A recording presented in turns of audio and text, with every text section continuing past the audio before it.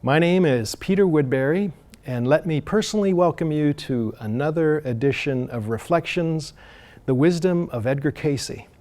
Today we have a special treat from the archives, an interview with Edgar Cayce's eldest son, Hugh Lynn Cayce, on the nature of fear.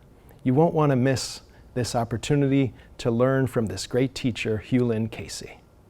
Hugh Lynn Cayce, 1907 to 1982, was the eldest son of Edgar Cayce. He turned his father's organization, the Association for Research and Enlightenment, Incorporated, the A.R.E., into an organization of international renown and developed widespread recognition and acceptance of subjects such as psychical research, dream analysis, meditation, and spiritual development, serving as chairman of the board before his death. He received critical praise for his first book, Venture Inward, recently re-released as Venturing Inward, which examined safe and unsafe methods of exploring personal psychic experiences and the unconscious mind, and for which A.R.E.'s member magazine is named. His other books include The Outer Limits of Edgar Cayce's Power with Edgar Evans Cayce, which explores the relatively small number, 200, of Edgar Cayce's readings that appeared to be inaccurate, and Edgar Cayce on Overcoming Fear and Anxiety with Kevin J. Tedeschi, which explores the possible origins of fears as well as the very nature of fear itself, and is available for download at edgarcayce.org/members. Recorded circa 1969, Hugh Lynn Cayce explores the nature of fear from the perspective of the psychic readings of Cayce. During the lecture, Hugh Lynn Cayce references his book, Faces of Fear. A.R.E. members can download the book, Edgar Cayce on Overcoming Fear and Anxiety, by Hugh Lynn Cayce and Kevin J. Tedeschi. When Kevin J. Tedeschi was trying to overcome a gripping fear of public speaking, he discovered the book Faces of Fear, written by Hugh Lynn Cayce.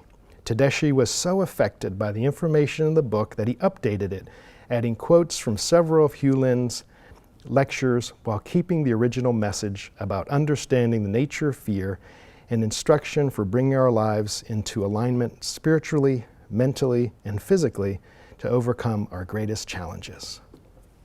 It's the nicest one I've had in a long time. Anybody that quotes The Little Prince, I'm in favor of, regardless of what else is said.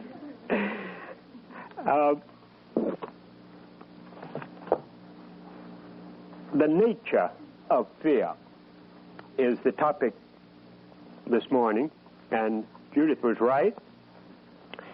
I'm headed into sharing with you the beginnings of passages and actual quotes from Faces of Fear, a book that Harper's is publishing in October.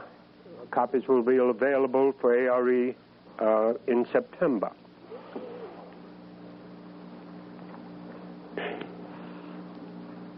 Fear, says Edgar Cayce, is the greatest drawback to the proper development of any well-balanced, normal individual. Now, you all look reasonably normal to me.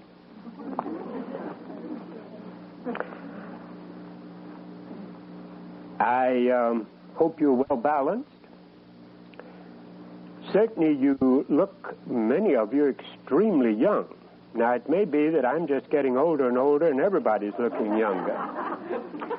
But it seems to me that there's a lot of youth out there. And that's fascinating, because this business of fear cuts across the human family in a devastating fashion, from childhood to death. One never knows when it'll cripple. Through fear, man wanders far afield, is another statement from the Edgar Cayce readings. Let me share a few more of these with you.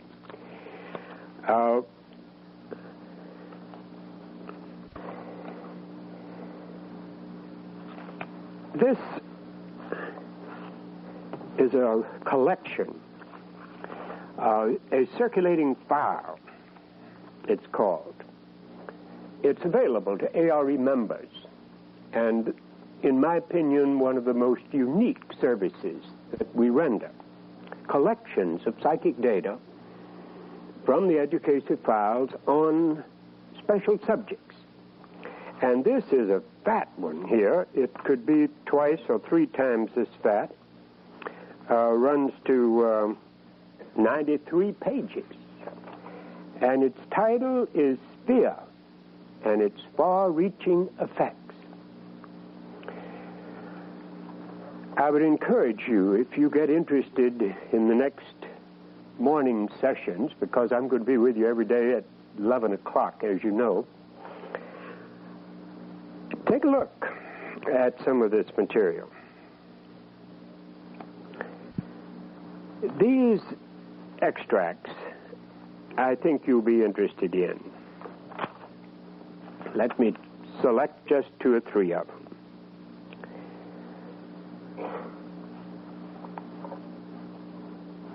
Fear, Edgar Cayce has said again in this reading, fear is the greatest destructive force to man's intelligence. And again, he said,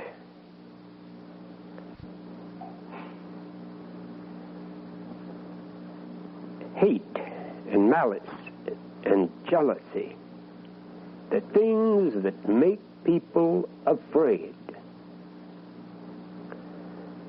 Hate, malice, and jealousy, things that make people afraid.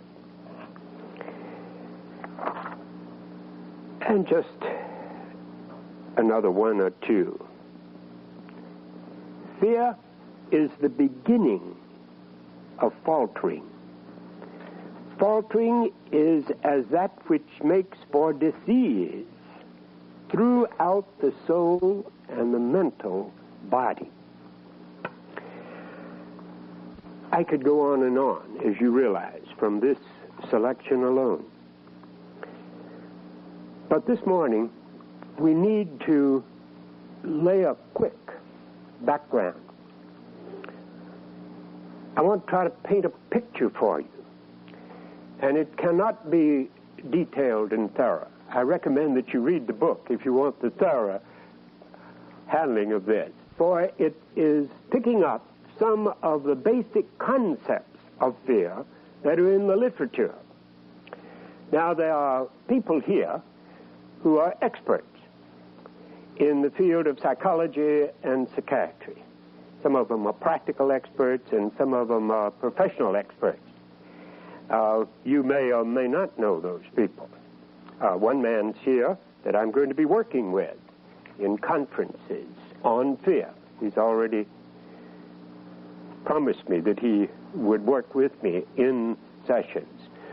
We'll be doing that all over this nation with clinical psychologists and psychiatrists, so that you will get in every place a bridging of some of the major concepts and the techniques as far as the psychologist and the psychiatrist have worked with them to looking at and working with this, combined with the basic concepts out of the Edgar Cayce readings. For all of these people are individuals who've studied the readings and are on our consulting list. We recommend members to them when they need either psychological or psychiatric help. One of the first names that you run into in the literature on fear is Søren Kierkegaard, the great 19th century Danish philosopher. Kierkegaard deals with a basic concept of fear as a philosopher. And it is so parallel with the Edgar Cayce readings that it is startling. Kierkegaard speaks simply as the background element of this, of fear, all kinds of fears, as the fall of man. Man's movement away from the consciousness of God. Man's movement away from his relationship with God. Now, unless you're a philosopher or someone interested in religion, that sort of stops you for a moment. But it is a part of our tradition. And it certainly is a concept that is spelled out in considerable detail in the Edgar Cayce readings. Kierkegaard goes on to analyze from this fall, and by the fall he simply means man's movement away from his relationship with God. That we no longer have the close relationships that seem to have existed when man came even into the earth plane, or in a spiritual state of consciousness, that we've separated ourselves here in the earth, and we are basically concerned because of guilt about that movement away from God. Are we following his tenets? Are we working with his laws? Or are we fighting these laws and thus creating our pain and our suffering and our fears? Kierkegaard speaks of the sexual element in fear, a fascination. I've said frequently that fear, in my opinion, is almost, maybe not quite, but almost as common as sex. It is so apparent in all of the various people that you run into. There isn't a soul of you here. Not a one of you. Not a one of us, let me say. For I share with you in this book experiences of why I came to write it, because of my own concerns in trying to understand and work with the concepts of the readings on fear. A sexual element. Guilt as a substitute for fear. We're fearful and then we feel guilty. Kierkegaard speaks of this, an aspect of pleasure. Fear is something that's loved and dreaded at the same time. It has a fascination for us. I have but to remind you of the $8 million that was cleared by that very bad movie, The Second Jaws, with people rushing off to scare the living daylights out of themselves by watching this thing. No earthly good involved with it except enjoying being frightened. And we do this with horror movies. We do it with a variety of titillating experiences to enjoy this strange fascination and pleasure with fear. Here's one that will bug you. It disturbed me a bit. He said that Kierkegaard says that creative persons are especially subject to fear. Creative persons. Now, I hope you think of yourself as a creative person. And you can understand. It's the imagination, isn't it, that gets involved and that plays a part in our fears. As children, every shadow is a dragon, and we make him beautiful and give him fine tails and all kinds of things. Our imagination gets us caught up in an experience of fear. Now, Edgar Cayce had talked about this fall of man very explicitly. You find it in 3 booklets in the book room, The River of Time and You Are Forever and Before the Beginning. They're put together by Euler Allen. They've sold more than any booklets that we've ever printed. They deal with man's projection into the earth. A funny, strange concept, suggesting in the readings that we were spiritual beings in the beginning, before the earth was, long before, eons before. And that as the earth's evolution went on, and the mineral and the plant and the animal kingdoms developed, that the souls pushed themselves into and became involved. Edgar Cayce uses the word entrapped, caught in that which we created here. And so you and I are faced with coming to a better understanding of our true nature as we begin to try to relate to God in a different way, returning to that consciousness of His presence where there is no fear.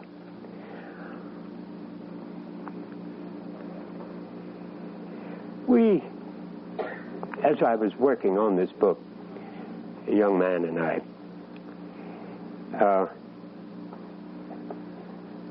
did a little survey. This was not an exhaustive one at all, but we listed a great many fears and asked people to check them, to take their 1, 2, and 3, their first, second, and third ones. And it was most interesting. 2 words kept coming up the most on the 100 or so people that we did the survey with.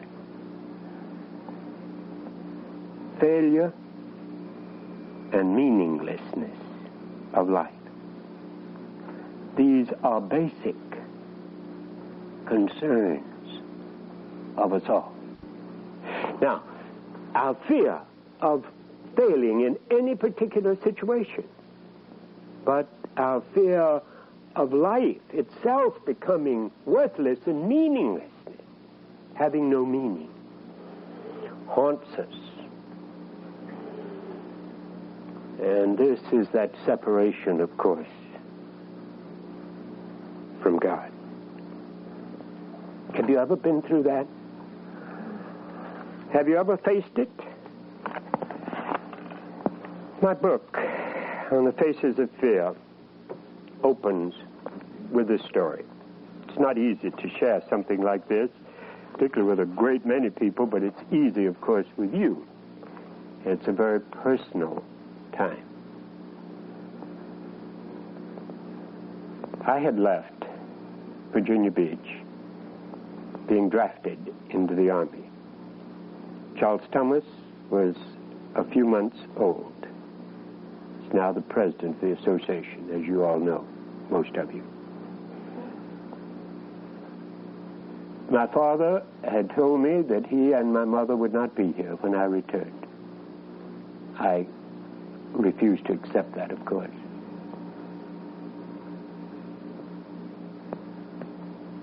This takes place in France.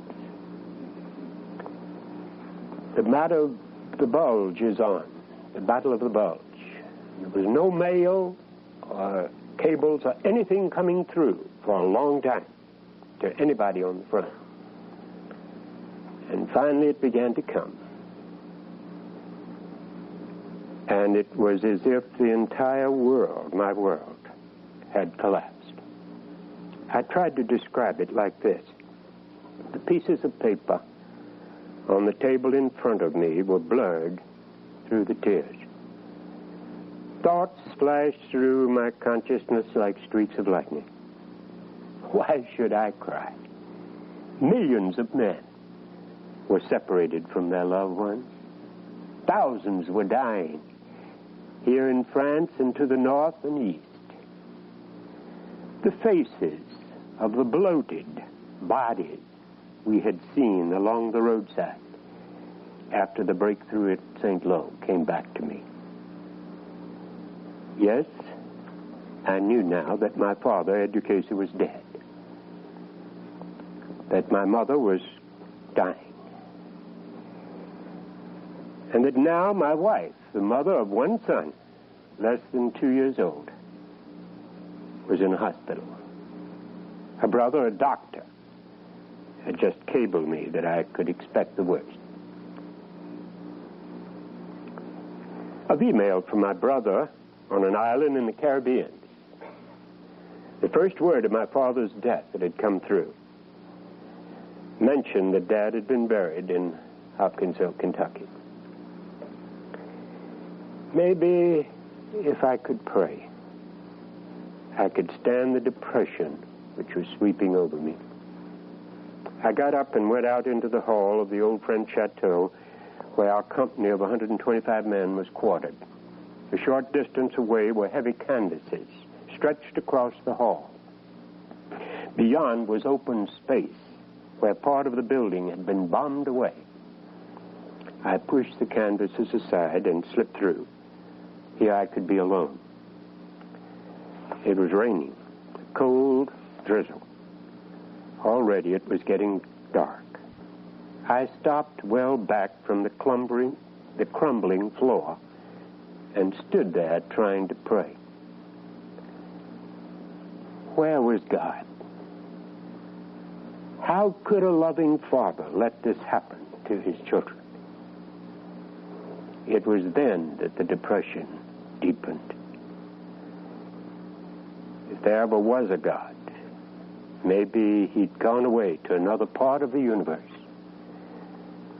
leaving the earth and everything, including man, to fend for itself. Maybe there wasn't anything out there. Was it all a coincidence? A fluke of nature? Meaninglessness? All ending in nothingness? This madness in which we were involved made no sense. Suddenly, all that I believed, God, love, Jesus, service, were washed out of me. Empty, alone, cut off. I was desolate. Life had no meaning. I was afraid. I'm sure that in your way, you have faced this in some, perhaps just a little way. The smarter you are, the more intelligent you are, the more challenge there is. Intellect is no protection against this kind of fear. And creativeness only gives magnificence to the images of the confusion.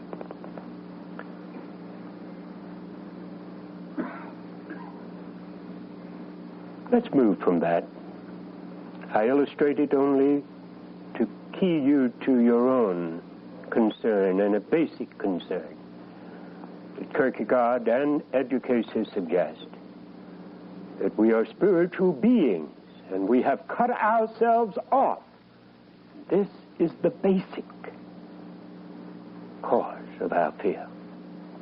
We must, like the prodigal son, go home in consciousness.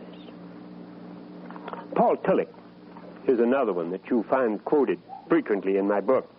Tillich is a great Protestant theologian, as you know, and he has a great deal to say about fear.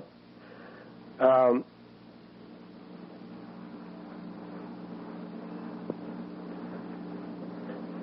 awareness, he talks about anxiety, just as Rollo May, the great psychologist, talks about fear and anxiety. And we need to differentiate there quickly. Anxiety is the dread, the deep-seated, not conscious factor. We know something's wrong. We are uncomfortable. We have anxiety, but we cannot always pin it on a particular point. When you can define it, and it becomes a situation or a person or a definable thing, it then is fear. Now, Tillich makes this very clear, as does Rollo May. And he says, in The Courage to Be, he talks about the awareness of unsolved conflicts. This is fascinating. For I contend, and you will find in our dream course, that a lot of our time dreaming is spent looking at the conflicts between one piece of us and another piece of us. And that conflict creates this anxiety. Now, it may be a choice that we have made, and we find ourselves arguing, one piece of us arguing with another piece of us. I've used an illustration frequently. It's from a 17-year-old boy, and it's classic. We were discussing dreams every morning at breakfast in a project here, and he brought this one down, and he had everything in it but the kitchen sink. The conflict was there, though. He saw himself dressed in a beautiful big hat with a plume, with lace at his cuffs and little breeches, satin breeches, and a coat on and a sword, and he was dueling with a disreputable-looking figure. But under his left arm, he had a beautiful girl. And he was fighting this disreputable-looking figure. And he was dirty and long-haired and dirty and in ragged clothes, but he had a sword, this other figure. He was fighting him. And they were jumping up like Douglas Fairbanks Jr. It would be Douglas Fairbanks for me, but Douglas Fairbanks Jr. for him, up and down there and over the steps and everything and fighting. And I kept asking him, what about this figure that you're fighting? He finally admitted that it looked very much like him. A very disreputable him. Now, it's got all the classic symbols, of course. The Freudian, swords, the business. It's got the even a suggestion of where the urges are coming from. But what's he fighting about? In himself. Two pieces of himself. The woman, of course. The girl. His attitude toward sex. His attitude toward a girl. It's classic. Now, they're not all that much fun or that clear. We frequently have conflicts going on within us, and our dreams reveal these to us very clearly. And they are the sources of a lot of our anxieties. Worries over a job, replays of conflicts that we've had in arguments with some member of the family, some decision that we are, and a wise figure trying to guide us and we're not listening.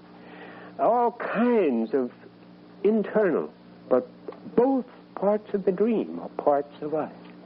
This is what Tillich is speaking of here. He goes on, some of these might be warring between drives which seek to take over the center of personality or the major focus of one's lifestyle, such as a desire to be a successful businessman and the religious feeling that money is evil.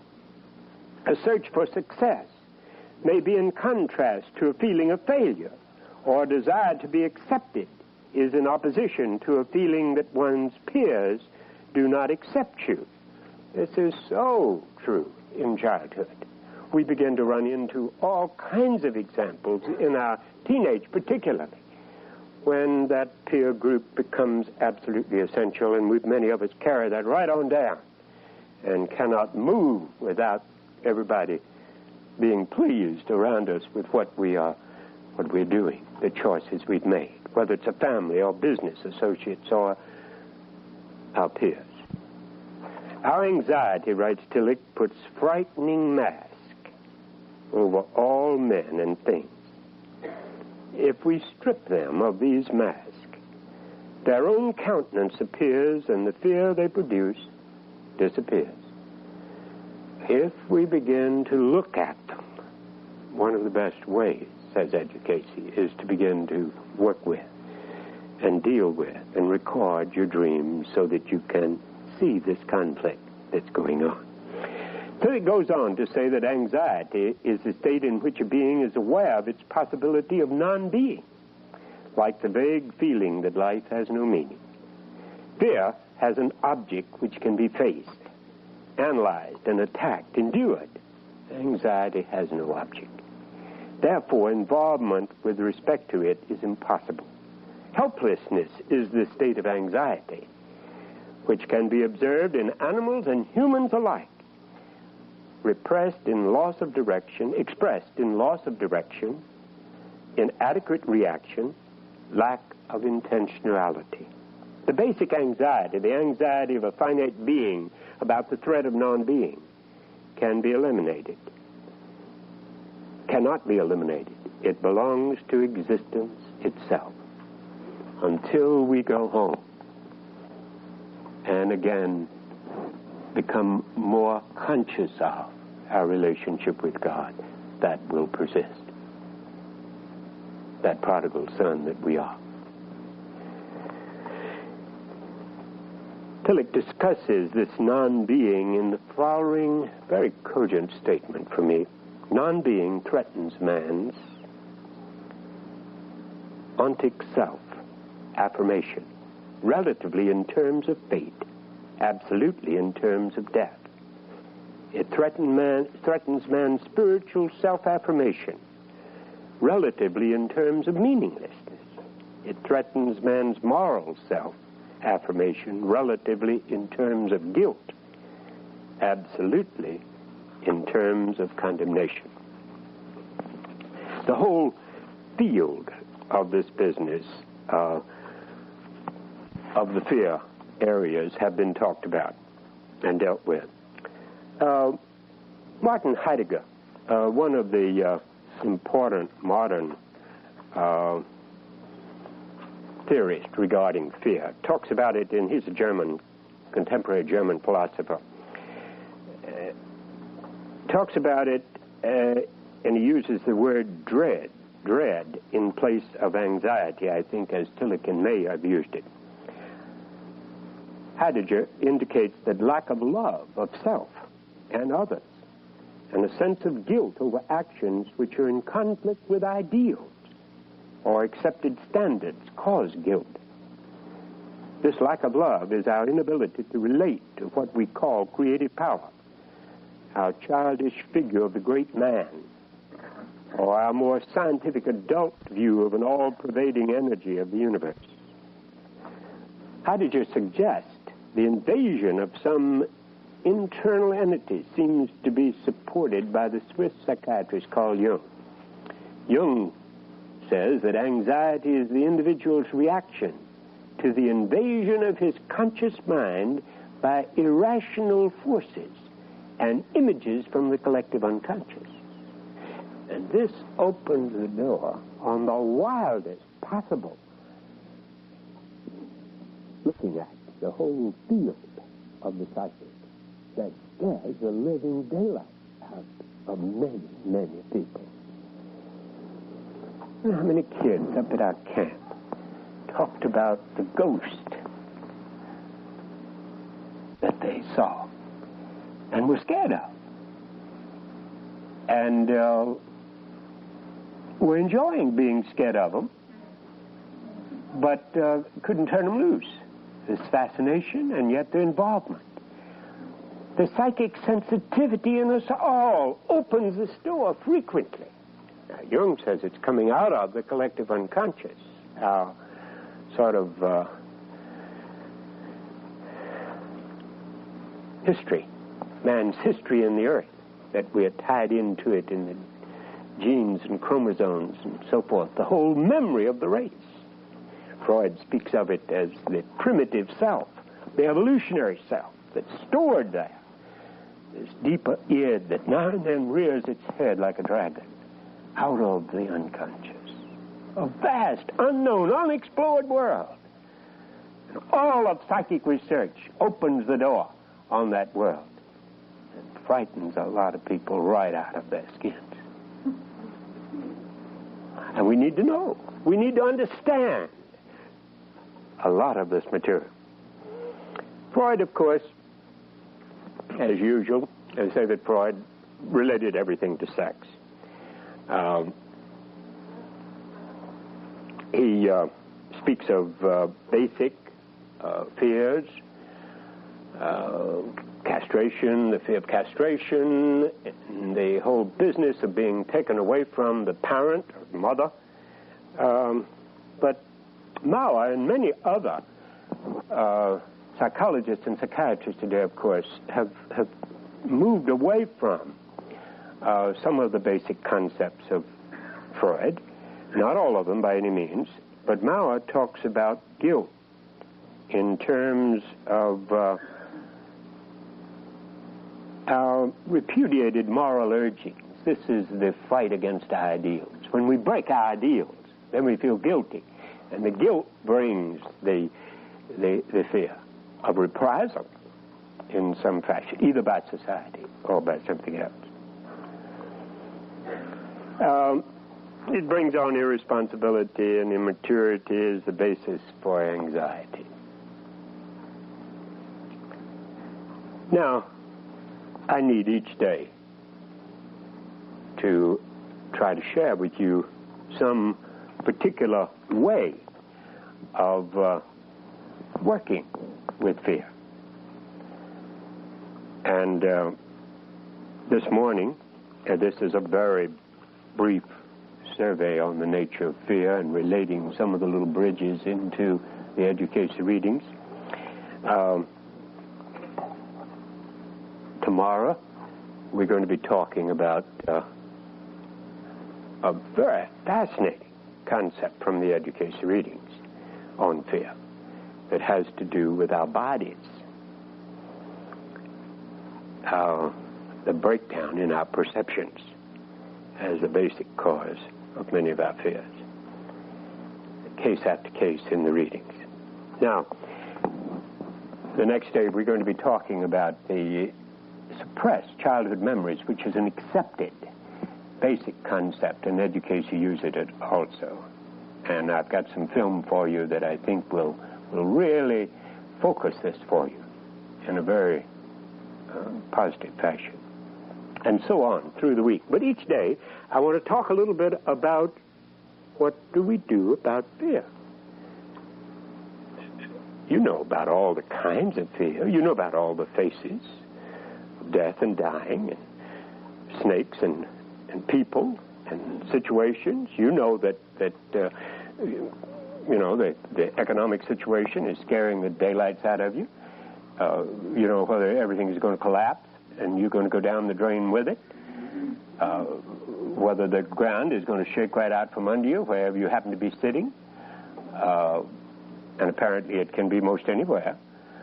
You don't know whether the weather is going to get worse and really do you in.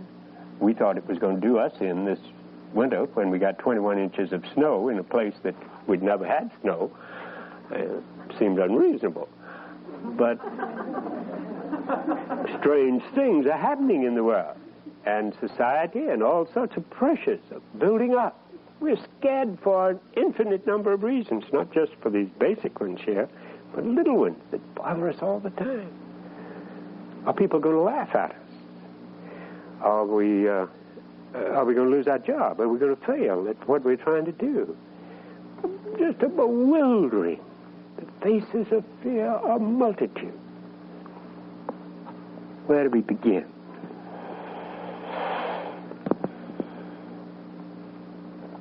I want to suggest a very basic one this morning. And you find in the book that it is, unless you're willing to work with this, don't even start. Don't worry about it.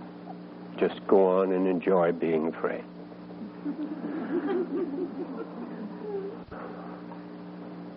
This is the business of coming to an understanding, a better understanding of the spiritual laws that are running the universe. Now, if you will not look at these and begin to work with them, you cannot change. Now, these are simple laws, but they need our attention. You spend hours when you get ready to pass a driver's test, figuring out what those signs mean at the corners, whether it's stop or start or go, or turn right or turn left or wiggly road. You take all sorts of tests. You learn so you can drive, the laws about driving. Now, you don't always obey them, but that's another story. And that you feel guilty about, too. And therefore, a little under anxiety along the way. We need to understand spiritual law. And we need to begin to, more than that, apply it, put it into action and practice in our lives. Spiritual laws. Where are we going to find these? Let me give you one that is repeated hundreds and hundreds of times in the Edgar Cayce readings. He said, take this for 6 months and don't study anything else. Just work on this one. It's called the oneness of all force. The realization that there is no diversity in this universe. That God is the center and is the only energy of the universe. Now, this may come as a shock to some of you because you've got a very good picture of the devil that you got all worked out.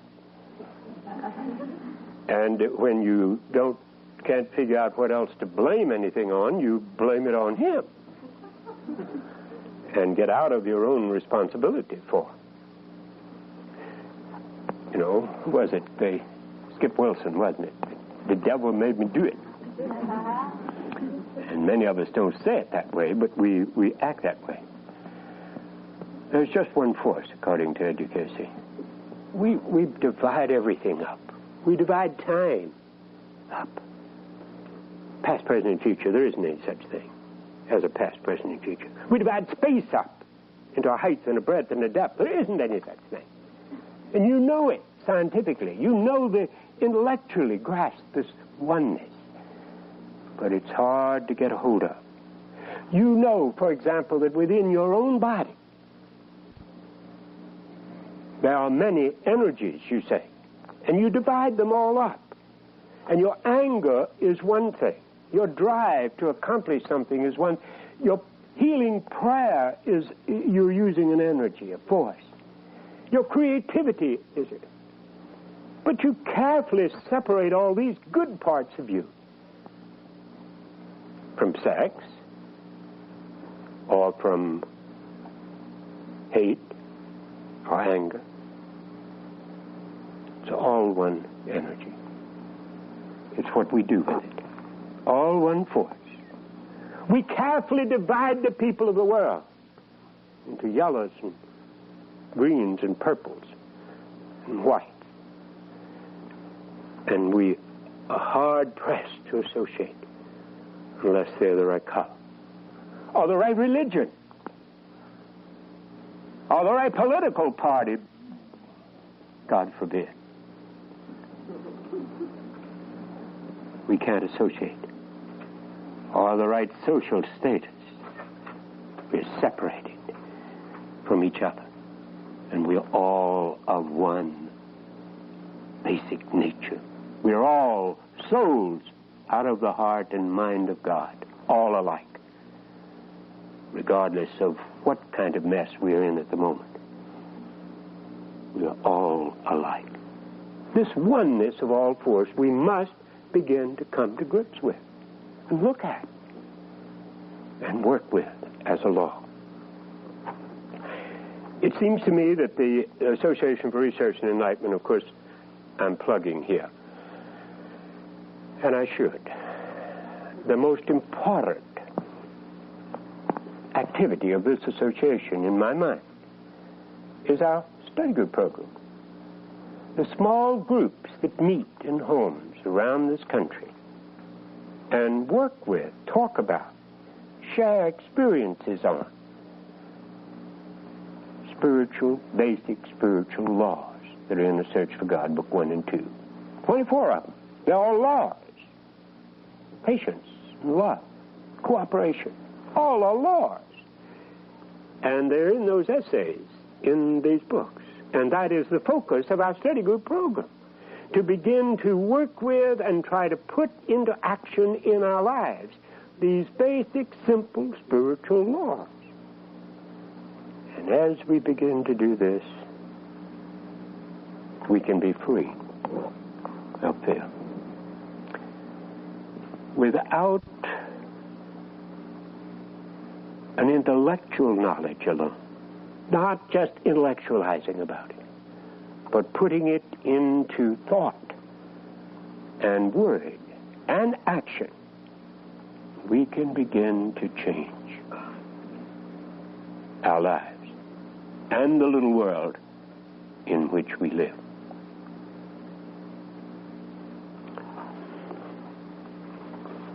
Fear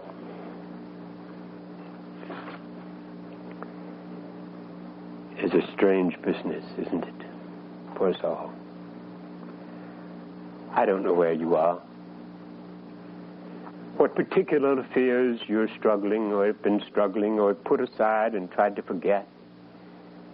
Now, in the workshops we'll be doing in the field after the book comes out, you'll have a chance to work directly with psychologists, psychiatrists, with me on specific types of fears. And we'll have workshops devoted to those, and through questionnaires divide you up and let you wrestle with a particular kind. And so in this week of surveys, of dealing with the variety of kinds of fear, we'll be defining some as I've come to understand them from the Edgar Cayce readings. A classic story that is typical of fear, and I've never used it to illustrate fear with, but it's certainly that. I use it for other purposes. To describe for you in a story form how easy it is for us to act like children and not understand and become afraid because of a misunderstanding. This little boy, and you may remember him if you've heard me before, I use it once in a while because it's a fun story. This little boy was in for his tonsil, and he was in bed, and his mother had to leave and go home and feed the children, and she was coming right back, and he was going to be there that night. The next morning he was going to be operated on and have his tonsils out. He hadn't started to school, he was very small, and his mother was concerned over him. He was very upset, he was scared. And so the mother on the way out went to the nurse on the floor and said, "Please look in on Johnny. He's just as frightened. And look in and help him. I'll be right back," reassuring. "Tell him I'm coming right back. I'm just going home to feed the other children. I've explained it to him, but just check on him." She said, "I'll take care of it. Go right ahead."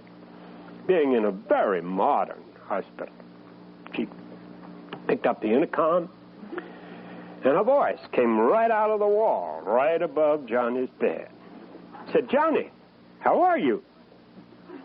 And there wasn't a sound. "Johnny, Johnny, I know you're there. Now speak to me." Not a sound.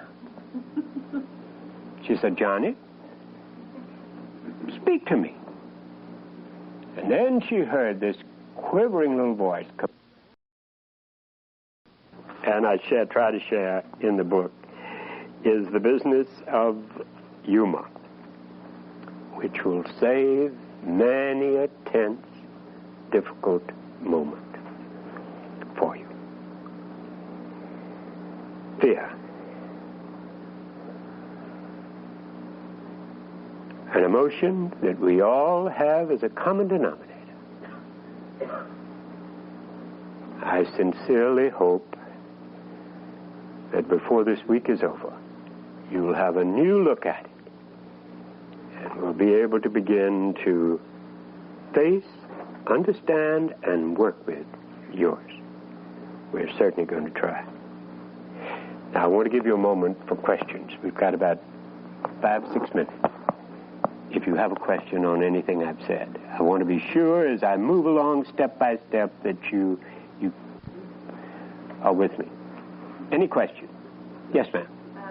In saying we should be separated out all this, it should be one. One energy. One There is only one energy in the universe. That's God. Now, what we do with that energy, we separate it. We divide it up. We call it by a multitude of names, just as we call souls. The ones that are yellow, we call them yellow, and they're just as pure a soul as we are. Now, in terms of, say, thinking about past, present, and future. Yes. If we didn't separate things out, how would we think? I mean, we only have one pattern. The minute you start dreaming, that past, present, and future disappears, doesn't it? The minute you alter your state of consciousness, what was past, present, and future for you no longer exists. It's where you are in consciousness that you divide it. As long as you're in this three-dimensional plane, as you perceive it, it's past, present. You know the famous example of that. I think it's in the Gurdjieff material, that the fisherman who's sitting on the riverbank, he's fishing, and there's a sailing boat up the river. It's in the future for him. It hasn't appeared yet, but it's up there. And it's sailing down the river. When it appears, it's in his present. It was in the future, the present. It disappears around the bend, and it's in the past now. It's gone. The man in the airplane sees that boat moving in the now. Now, the boat doesn't, the fact that the man can't see it, it doesn't get rid of it. It's existent. So when you shift your consciousness, you begin to sense. And meditation is one of the ways of doing this, of course. Dreams is a way of doing it. Any altered state of consciousness, and time disappears completely. The time, that's one of the most difficult things for psychics, one of the most interesting. A psychic doesn't know past, present, and future most of the time. He doesn't know whether he's looking at the past or the present or the future. It's all one time. We can't conceive of this, but that's the way it is. And you know intellectually that's the way it is. But it's hard to grasp. Yes? Do you believe in possession, and if so, what kind of power is it? Do I believe in possession? I think most of the devils that possess us, we've created. And I don't think that we can, I assume you're talking about a possession of another entity. Right. There are not many of them. But if there's one, is that good? Is it good? I mean, if there's one that is possessing somebody else, let's say there's only one instance in the whole world. Let's say there's just one. Is that a good? You were talking about only one. Oh, certainly it's good. The bad part about it is just letting it interfere with it. And it doesn't get in there unless we allow it. Or create the nest for it to nest in. Okay. We had to prepare for it. We had to allow it. We had to create the physical or the intellectual or the emotional situation that made it possible. Otherwise, it can't affect us, in my opinion. Dad says that very clearly, that we attract. A horrible way of putting this, more bluntly, is it is impossible for a person to get into more trouble than they deserve.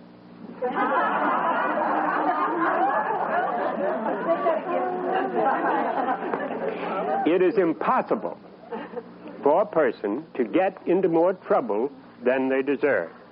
Now, this may sound harsh to you, but I think if you stop and think about it a little bit, you'll admit that that's where we are. You've been yes, sir. Dr. Dawes. Because we have created something we like, and we enjoy it because it's our own baby, our own creation. Mm-hmm. But if we try to create according to the will of God, then also we'd like to do better. Much better. But we get so enamored of those creations of ours that look like they're pretty good. And we keep grabbing onto them and holding onto them, like this flesh body that we've created, this thought form that we're running around in. Yes? Often I hear someone say that we are brought into the earth or into the atmosphere of some planet in this solar system. We are brought. Did not we create this? Sure. Not brought. We're attracted to. We set up the connections and follow the lines that we've created and built. You've been a wonderful audience this morning. Thank you very much. I'll see you tomorrow. So hi, this is Peter Woodbury, and once again we've got the thought for the day. So we have Pat Belisle here, and he's going to share with us the Edgar Cayce thought for the day. Hello again, Peter and everyone. Today we have reading number 262-40. From what may anyone be saved? Only from themselves. That is their individual hell. They dig it with their own desires. That sounds pretty ominous, doesn't it? Yes. Yeah, I have a little guest visitor over here on my side who has something to say about that. That's my buddy Buddha. Hi, Buddha. He has a lot to say about desires, and says the same thing. All of our suffering comes from our desires.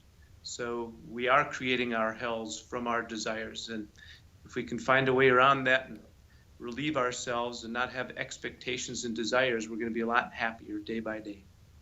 Yeah, I'm thinking about how Edgar Cayce talks about the ideal, and if you're not working with ideals, you're driven by desires and kind of lower level comforts and those sorts of things. So yeah, I think we're on the same page with that one. Yeah, man. Yeah, your spiritual ideal is meant to get you beyond that ego, and your own personal desires into service and selflessness. Yeah, I think into higher states of consciousness rather than feeling states. Yeah, good perspective, man. Yeah. Good. Well, thank you, Pat. You're welcome. We'll see you again.